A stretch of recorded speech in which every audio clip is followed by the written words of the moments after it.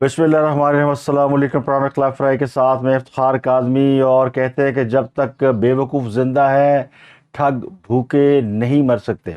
ये मिसाल इसलिए मैंने दी है कि खान साहब के हवाले से गैलप का एक सर्वे है जिसके मुताबिक खान साहब का जो पॉपुलरिटी ग्राफ है बहुत ऊपर चला गया है और पाकिस्तान के तमाम सियासतदानों को उन्होंने पीछे छोड़ दिया है। तो कहने वाले कहते हैं कि बंदा वैसे भी इमरान खान जैसा होना चाहिए जो हर चीज़ को ठोकर में रखे, चाहे वो अवाम हो, चाहे वो अदलिया हो, चाहे कोई इदारा हो, और अदालत बुलाए तो अदालत न जाए, कोई भी बहाना बना ले, कानून की मिसालें दे और कानून की बालादस्ती के किस्से सुनाए, कहानियां बयान करे और ख़ुद कानून का मजाक उड़ाए, उसका सरेआम तमाशा बनाने के लिए फिर उसी के हक में रैली निकाले। तो ये कितना दिलचस्प काम है। हाँ, सब आज रैली निकाल रहे हैं, अदालतों में वो जाते नहीं। कल भी अदालत से उन्हें रिलीफ इसी वजह से मिला कि वो माजूर हैं, वो अदालत जा नहीं सकते, उनको एक खौफनाक किस्म का मर्ज लाक है और उनको जो है वो अदालतों में उनकी हाजिरी को यकीनी बनाने के लिए वो वीडियो लिंक पर दस्तयाब होंगे। तो खान साहब का जो है ना वो बाबा आदम ही निराला है और उनके इन फैसलों को लोग सियासी फैसला कहते हैं। तो इसलिए मैंने कहा कि जब तक बेवकूफ़ जिंदा है ठग भूखे नहीं मर सकते। तो बादशाही है ठगों की। तो खास साहब खुलकर ये कहते हैं कि अगर कोई उनका बाल भी बिका कर सकता है तो कर ले, यानी पंजाबी जी कहते हैं कुछ ने कुछ उखाड़ना है तो उखाड़ ले। तो मेरा कप्तान आज रैली निकाल रहा है, अदालत में जाएगा नहीं क्योंकि माजूर है, बीमार है, रैली निकालेगा।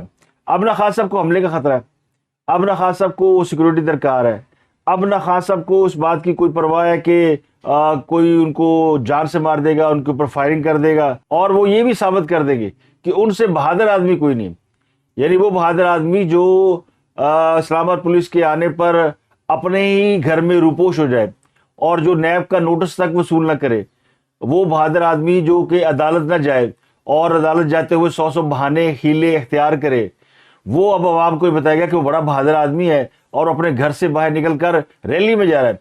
कि जब तक बेवकूफ़ जिंदा है ठग भूखे नहीं मर सकते।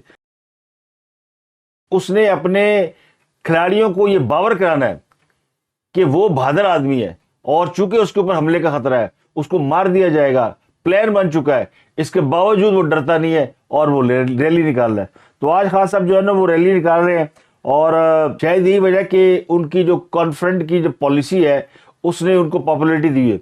अब इस पर बात करूंगा मैं कि क्या खान साहब की जो कन्फ्रंटेशन की पॉलिसी है इसकी वजह से वो पॉपुलर है और क्या इस पॉपुलरिटी को वो अपने लिए वोट बैंक की सूरत में इस्तेमाल कर सकते हैं, इस पर बात करेंगे। लेकिन इसके अलावा एक और बड़ी खबर है, वो धमाकेदार खबर है, वो ये कि पब्लिक अकाउंट कमेटी ने सुप्रीम कोर्ट के बजट के ऑडिट का हुक्म दे दिया है।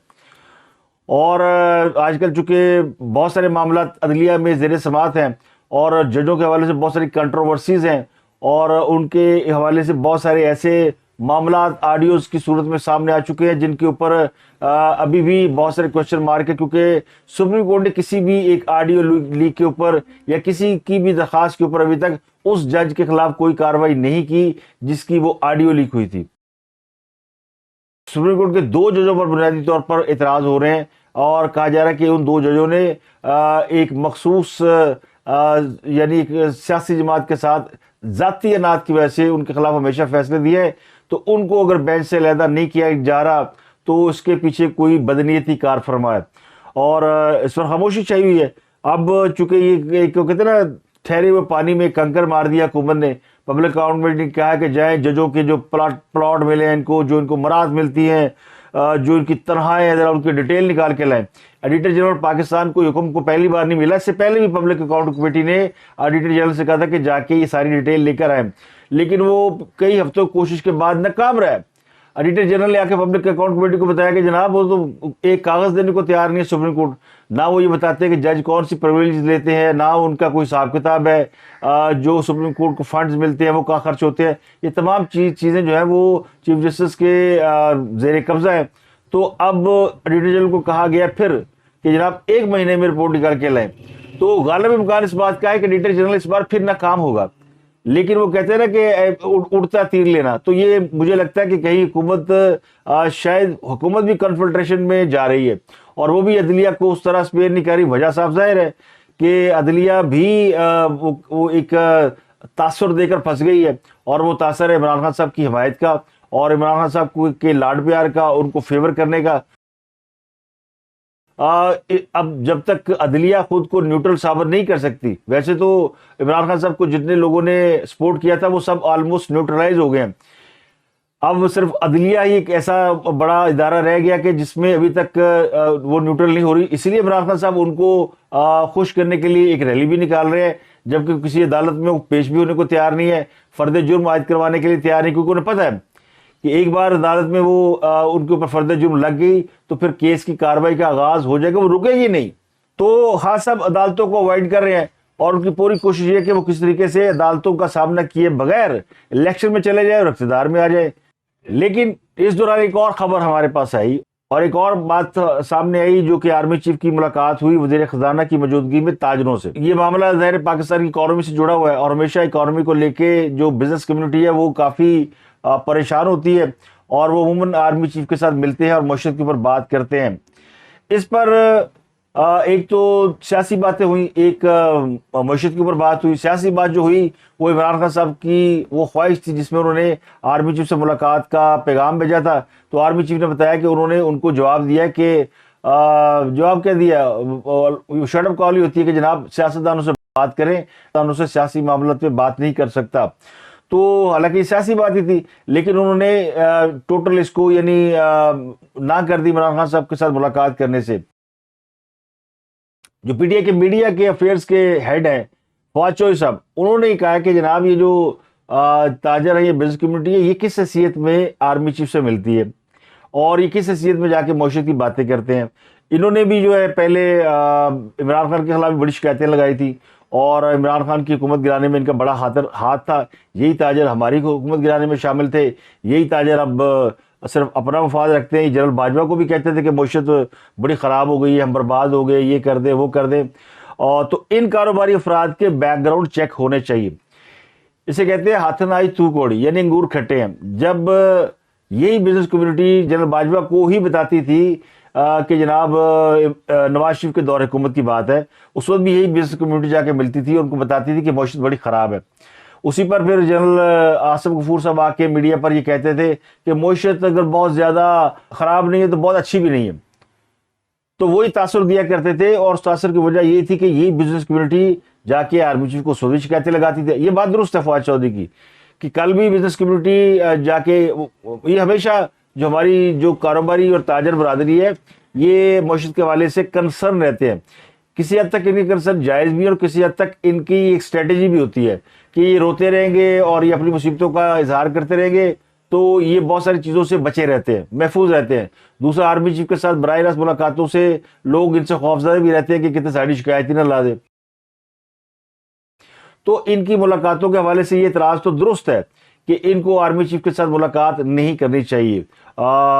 لیکن دوسرا جو اعتراض ہے کہ یہ شکایتیں لگاتے ہیں، انہوں نے باجوہ صاحب کو ہماری شکایتیں لگائی تھی، تو اس وقت تو یہ جب نواز شریف کے دور حکومت میں جب نواز شریف کی شکایتیں لگائی جا رہی تھی تو اس وقت پی ٹی آئی بڑی خوش تھی. اس وقت فواد چوہدری معیشت کے بڑے قصے گاتے تھے کہ دیکھیں جناب معیشت خراب ہو گئی، برباد ہو گئی. تو کل جس عمل کے اوپر، جس فعل کے اوپر آپ خوش ہوتے تھے کہ وہ ہمارے مخالفین کے خلاف ہو رہا ہے، آج وہ آپ کے حوالے سے ہو رہا ہے تو آپ کو اعتراض ہو رہا ہے. اس لیے میں نے کہا کہ یعنی اپنی باری آئی تو گگو رو پیا، یعنی گریپس آر سور، انگور کھٹے ہیں. بزنس کمیونٹی کے بہت سارے بینیفٹس ہوتے ہیں، بہت سارے مفادات ہوتے ہیں، اور یہ کبھی بھی خوش نہیں ہوتے. ان کو آپ جتنی مرضی فیسلٹیز دے دیں، انہوں نے اپنے مفاد کو، یہ وہی شرافیہ ہے، یہ شرافیہ ہمیشہ اپنے مفاد کے لیے کام کرتی ہے اور اپنے مفاد کے لیے حکومتوں کو گراتی بھی ہے، بناتی بھی ہے، کیونکہ یہ بڑے مالدار لوگ ہوتے ہیں. یہ سیاسی جماعتوں کو فنڈز بھی دیتے ہیں، ان کے الیکشن بھی لڑتے ہیں، لڑواتے بھی ہیں، اور پھر ٹیکسوں کی چوری بھی کرتے ہیں، اسی سے مال بناتے ہیں. تو پاکستان کے اندر جو ایک مہنگائی کی سب سے بڑی وجہ اور معیشت کا جو زبوں حالی ہے، اس کی ایک بڑی وجہ یہ اشرافیہ ہے، جس کی جو کہتے ہیں نا نیت درست نہیں ہے.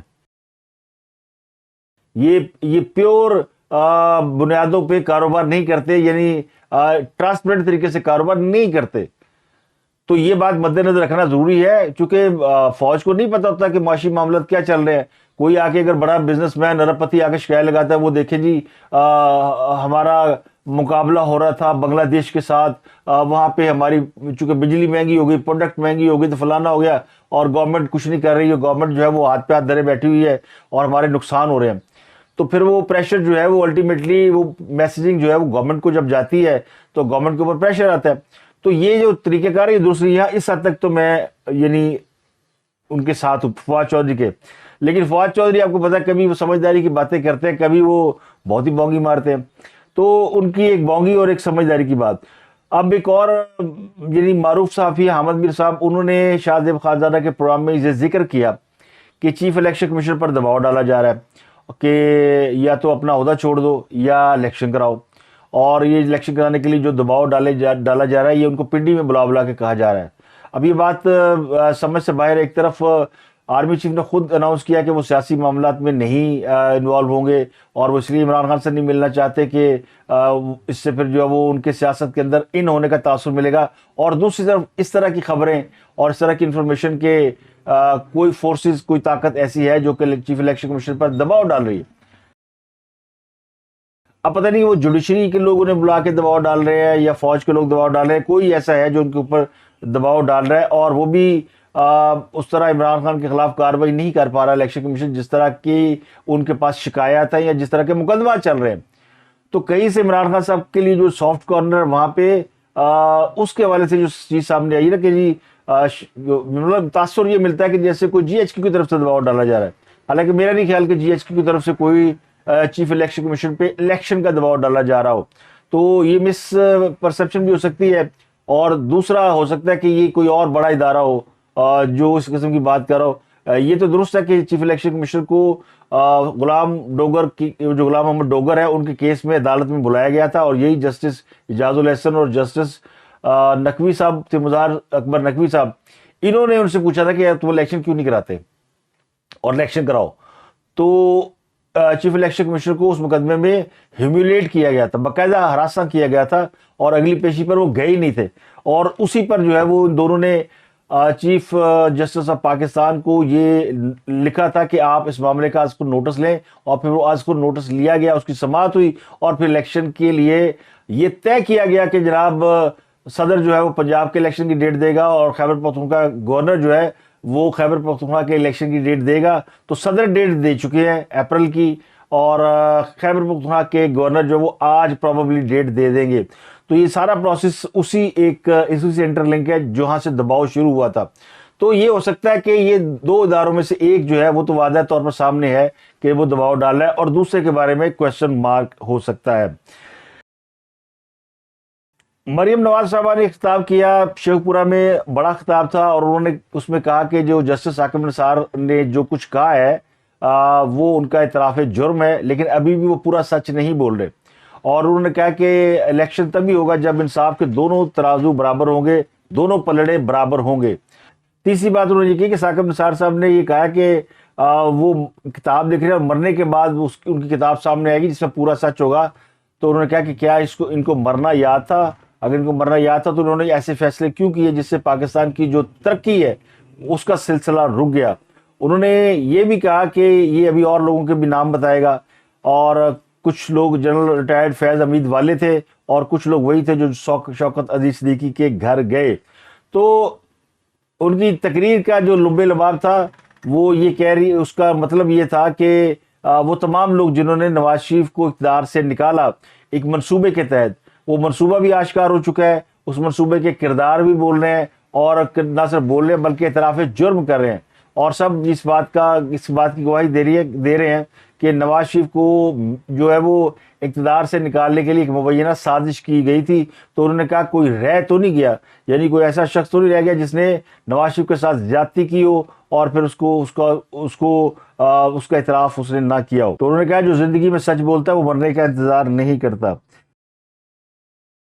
اس کے علاوہ شہباز گل اور رانا ثناءاللہ دونوں کے وارنٹ گرفتاری جاری ہوئے. شہباز گل کے وارنٹ گرفتاری اسلحہ کیس میں جاری ہوئے جس میں وہ پیش نہیں ہو رہے تھے، تو عدالت نے ان کے وارنٹ گرفتاری جاری کیے ہیں. یہ قابل ضمانت وارنٹ گرفتاری ہے۔ اس کے علاوہ رانا سرالہ کو بھی انسداد دہشت گردی کی عدالت میں ان کے بھی وارنٹ گرفتاری جاری ہوئے۔ تو گجرانوالہ کی انسداد دہشت گردی عدالت نے رانا سرالہ کی حاضری سے استثناء کی درخواست خارج کرتے ہوئے ان کے ناقابل ضمانت وارنٹ گرفتاری جاری کی ہے اور کہا کہ ان کو گرفتار کر کے 28 مارچ کو پیش کیا جائے۔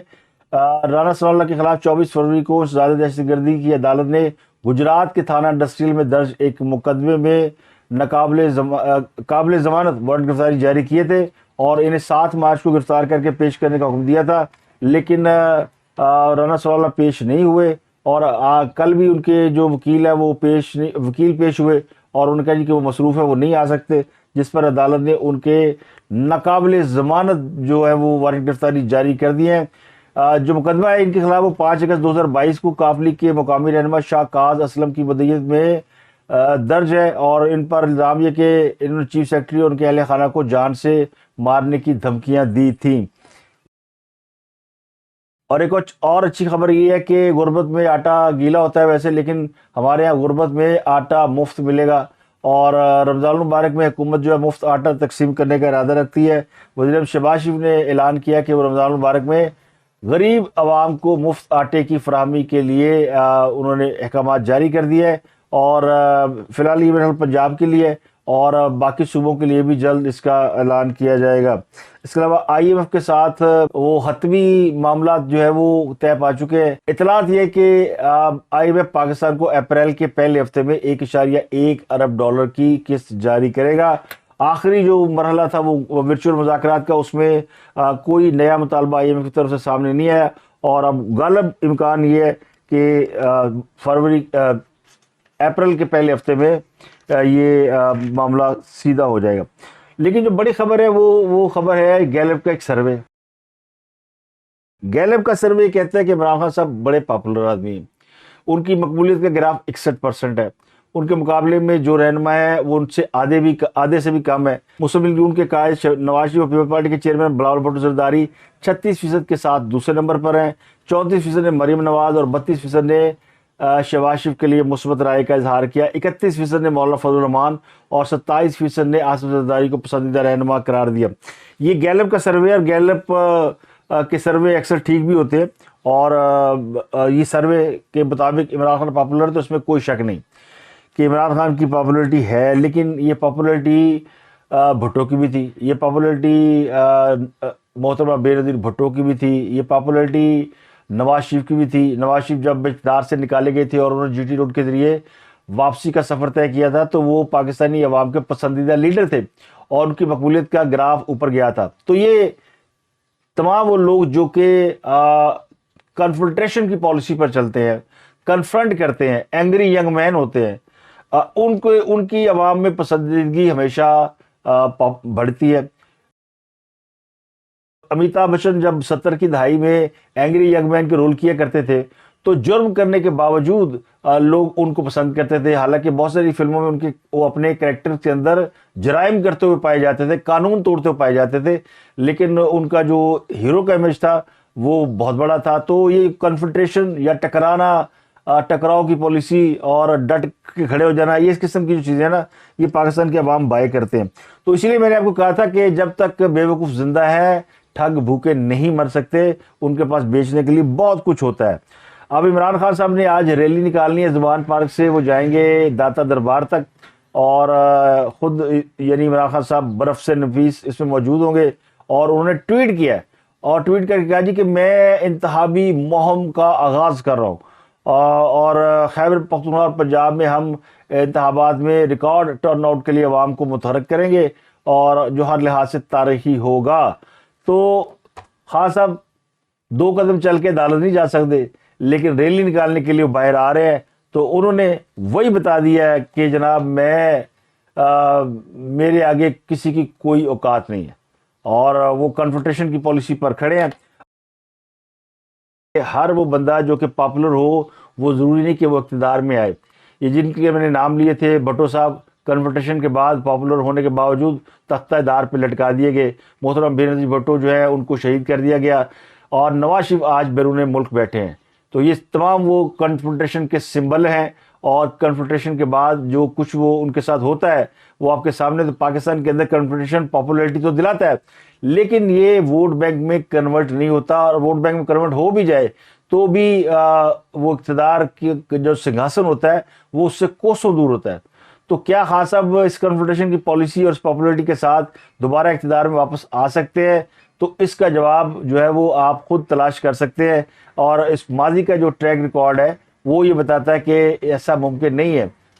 وقت کی ضرورت جو ہے وہ اس وقت پاکستان کو آگے لے جانے کی ہے, تو اس میں جو سینسیبل لوگ ہیں, جو عقل شعور و دانش رکھتے ہیں, وہ کنفرنٹیشن نہیں بلکہ وہ اس وقت سمجھتے ہیں کہ جو بھی اس ملک کو دیکھنا چاہتا ہے ترقی کرتے ہوا, وہ کنفرنٹیشن کی بجائے مفاہمت کے اوپر عمل کرے گا اور ملک کو آگے لے کر چلے گا. پاپولر تو شاید فتح علی خان بہت ہے, اس کی ایک ویڈیو ملینز آف لوگوں نے دیکھی ہے. تو پاپولر وہ فنی گائک ہے جس کی حرکتیں اوٹ پٹانگ ہے لیکن دیکھنے والے اسی کو زیادہ ہیں. تو اب تک کے لیے اتنا ہی. آپ سے ملاقات ہوتی ہے اگلے ولاگ میں. اپنا گردن اڑا کے لوگوں کا بہت خیال رکھیے گا.